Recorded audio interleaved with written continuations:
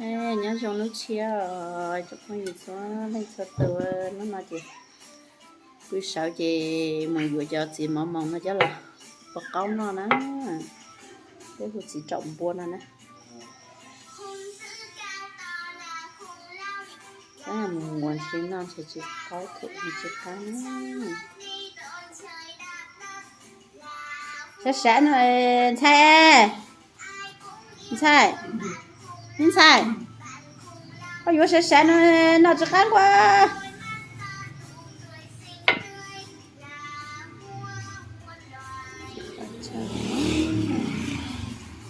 bữa đi bắt đầu mình nhộn mình sẽ chơi được ta cho nó chia cho ta tạo được một món số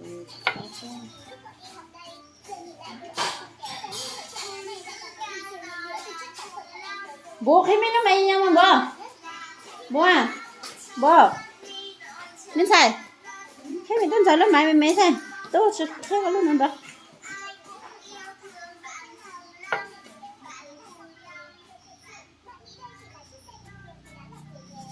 người ta bảo lên phiên nó này cái này mình chọn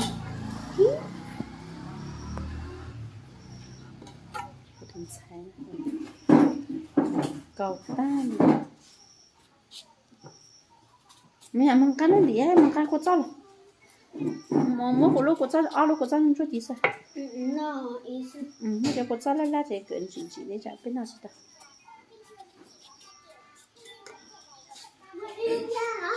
mày lúc qua hả lo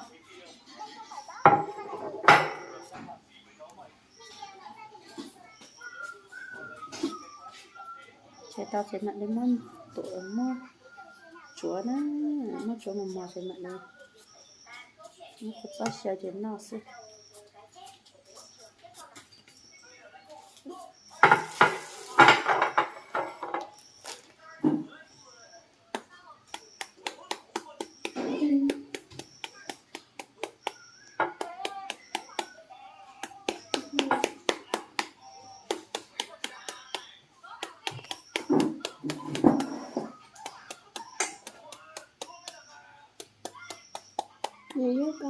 nó có chịu pan tao rồi chỉ có chịu pan tao lại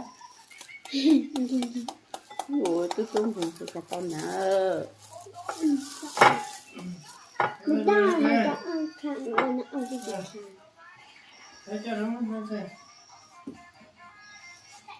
mình lúc có mình rồi cho bố tôi kinh cho rồi thế cái tôi nó có cả cái gì phụ cho rồi ha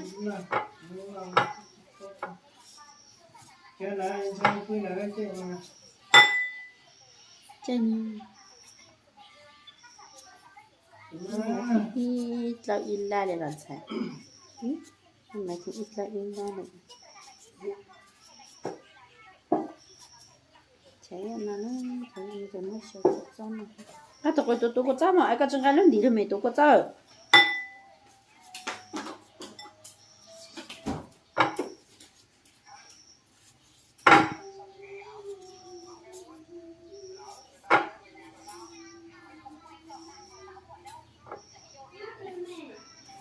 đây đi con đi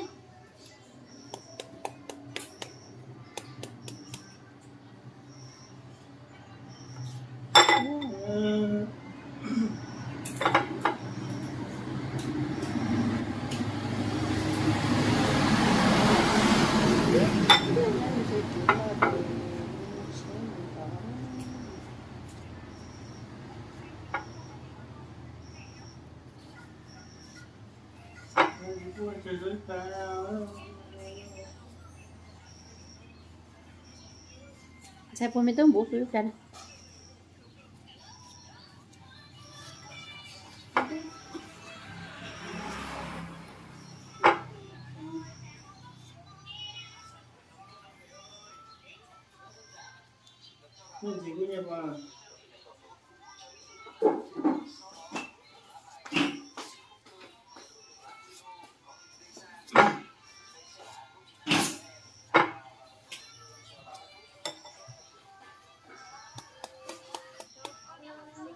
Cho mình muốn cho của lúc này thì chỉ đợi chỉ chọc chọc này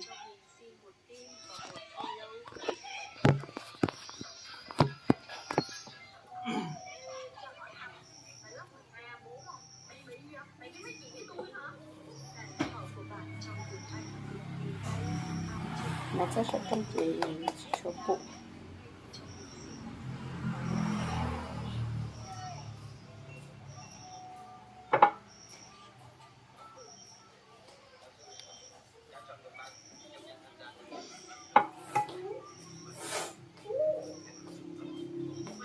vâng có chắp bao rồi vâng có chỉ cho có một kia to đấy cái chuyện mỗi nhà coi có một khẩu đi tụi có ha cái nào ta người mua khẩu bự tụi con nhung có chọn có một khẩu phụ nhung với cháu bố muốn có xử lý hả chứ bữa ta người nhá hả còn mua với cháu nó khẩu tạm bố đầu hả bố trẻ hả ta bố trẻ mà của bố mẹ mốt chỉ có đó bố ha em bữa ta người nhá phải học nha có sao bó nè sao bó thì biết chỉ vô vần à nếu muốn cái vần cho cái phụ nhung bố nè cô thân sao thì nó có cho nó chỗ tuổi nó cái nó có cho nó hay không sao thì nó luôn mà ô nãy các bạn ta nãy các phơi có ra nên nó ngủ nó mất cái lúc phơi có ra nên nó ngủ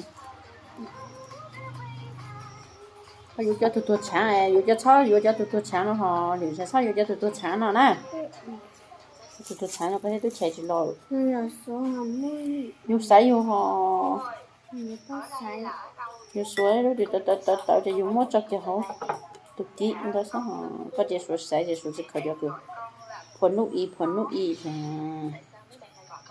thì mù cái chỗ sẽ mù anh chỉ phải hai ô phần là anh chỉ là bốn chén đấy tụt chán là nó chỉ nó chỉ cá sao mà dùng mà dùng sấy dùng không á còn đó đó là số sấy để cho tụt chán cô nó sẽ chả em mình chờ chín nhỉ mình chờ chín nhỉ mình chờ nó mình chờ nhẹ mà đó là tụt chán thì chỉ cá mình chờ chín nhỉ cho xa mình chờ nhỉ cho tớ tụt chán nó chỉ cho cô em cứ em dẫn ít ra câu câu em có cả hai cá nữa tao một câu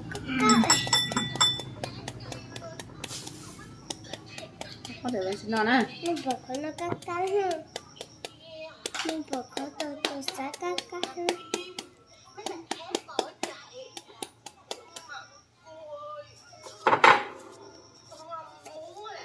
có mà chú có tụt đám mà bẩn tụt đám mày tê mình rồi ta có chú mà bẩn lắm à cá mà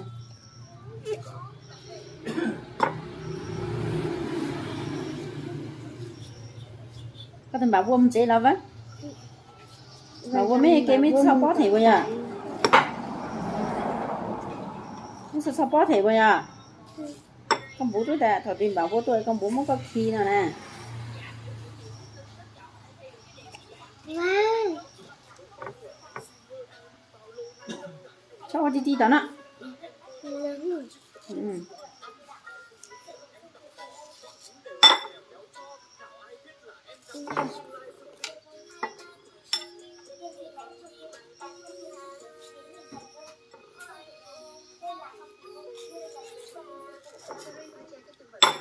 nó ăn thế coi như cho mùa nó xuống là sao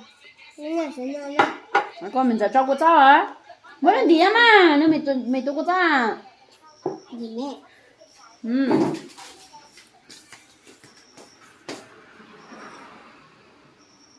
mới lần đi nếu mày tôi cô cháu cái chấp mày tôi họ nó có lần đi đó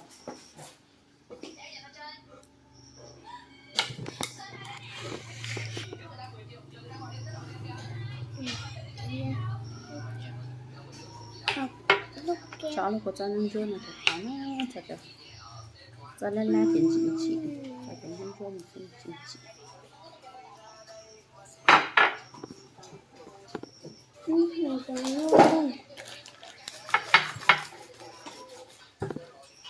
mình chờ coi kim nó có sụt lại đầu kia thì nó mà có thứ gì nào cũng tốt. Muốn đá chị không? Muốn đá chị à?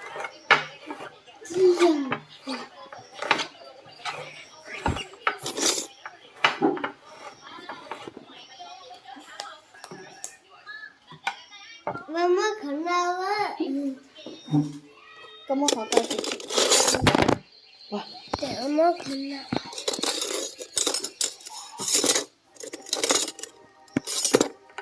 Mama papa.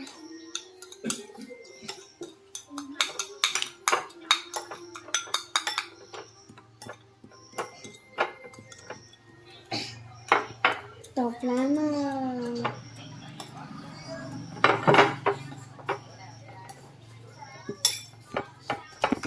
sẽ có vụ cho wow cái vụ cho cái mua nó sẽ chỉ số của nó hay chỉ in chỉ chỉ mua chỉ nó là số mệnh luôn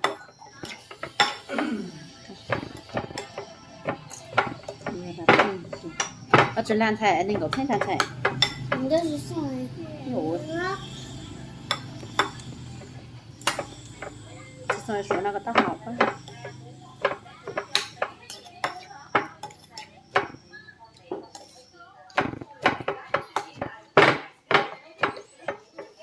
Anh đi.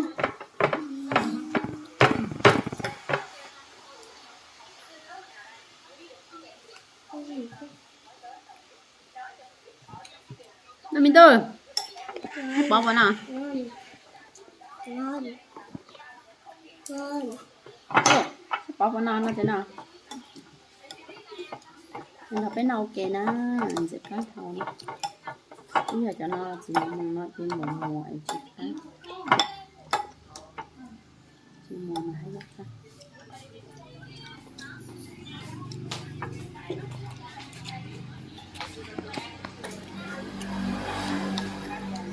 cùng mua hết các mà để ta tới cái không còn con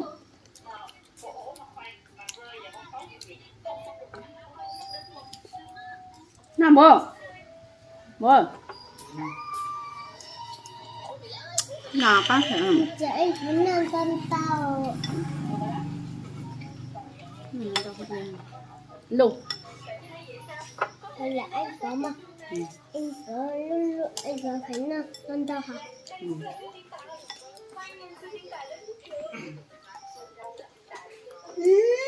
nào bố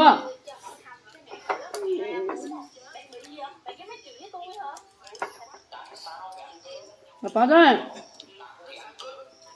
có sẵn xuống nào Nhưng nó là anh tuổi mình đó thì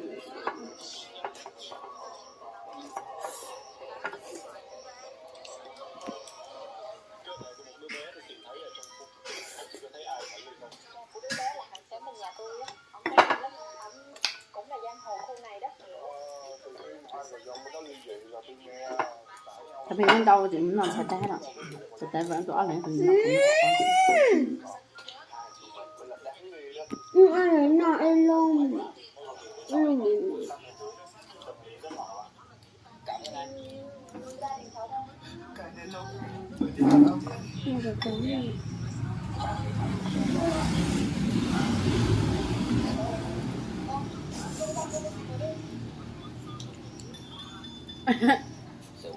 mày ra học ôm mình tạm à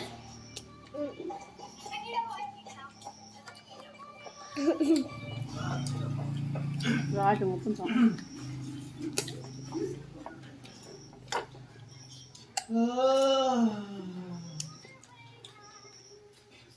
Mày tôn đây. mình tôn đây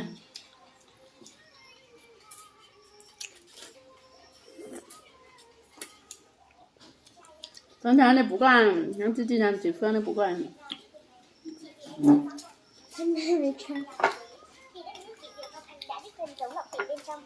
Vì không ai ở thế hệ tương lai biết về điều này, nên không ai quan tâm đến chiếc bình 300 năm tuổi này. Lúc này chàng trai trẻ rất lo lắng, nhưng bản thân không có đủ 700 triệu để đấu giá. Ngay khi chủ trì thông báo rằng nó chưa được bán đấu giá, anh không quan tâm tình hình trực tiếp do bản nên đấu giá. Tại đó mọi người đều dùng chàng trai là tên nước. Bất cứ ai có đầu óc tôi biết từ đó vốn dĩ không đến 700 triệu. Đến người chủ trì chủ vẻ đầy nghi ngờ, cho nên lần nữa xuất hiện lại và khẳng định không muốn tạo ra Mẹ 700 triệu không đồng. này. Lúc này chàng trai đã đưa ra câu trả lời chắc chắn. Cái thứ này là đồ của tôi đương nhiên là chắc chắn.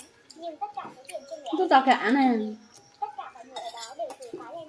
Đúng lúc người chủ trì tuyên bố đấu giá vô hiệu, một số nhị đại vô lực muốn tiền góp một cách hào hứng. Sao mà tôi mình thế nào? Cho chàng trai mượn tiền, nhưng số nhị đại Gì. người vợ xinh đẹp của chàng trai nếu mày không trả lại tiền, vậy thì lấy vợ mày ra bán, làm cô gái của tao, mày. Tao đồng ý. Quá chị ơi. Tao tuyệt đối không muốn nhận. Hay lắm. Cô gái đó sẽ là của tao rồi. Cái chàng trai này thật là hồ đồ. Đó chỉ là một bình hoa bình thường. Nơi nước Mỹ hỏi tôi, toàn bộ tài sản của nó. Ông Lâm là người giám định bảo vật hàng đầu ở đất nước triều đại hạ chúng tôi. Ông Lâm đã nói như vậy rồi. Vậy cái đó chắc chắn là một bình hoa bình thường. Xem ra tên đó muốn đặt tiền của các ông rồi.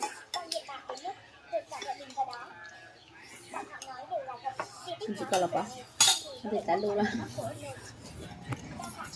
nhưng hôm nay cái bình hoa này Hôm nay khai ra nó bún này. Chị cay nè. Mẹ cho có cho mẹ sang cây có cho mong được. Ừ. Mình chỉ có tay.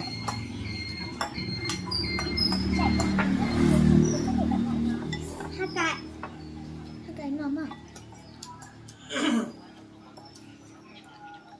Trung Hồng Thủy, Khán thấy à? mày bỏ ra nhiều tiền để mua nó như vậy. Mày cầm cái búa, mày muốn đập vào nó để nghe âm thanh nào? Một cái.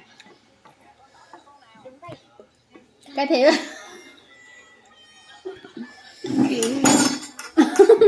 Trong lệch đã. Thế nào? Anh trai đem ký ức của 300 năm đến buổi đấu giá. Tôi nhìn anh liền. Một cái mẹ mình này. Em ơi, chị đang tìm như mấy cái váy để...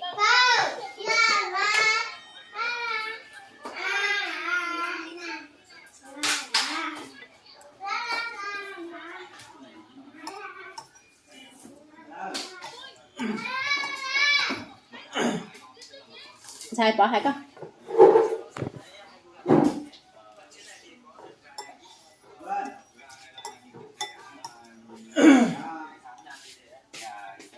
Ăn hết rồi bố mình dạy. Thịt đen xương đen không? Có. Con này là thịt đen xương đen. Cũng gọi là Đúng rồi. bản địa mình đúng không? Bố mình không rồi, vâng ơi. Bây giờ là ta phải cứ tháo mà sợ rồi. Tao nó ít đắt kìa. Nó sẽ bên nó tà nó lên đi. Nó lên đi. Thành đun lửa na chỉ là xin cái này nữa.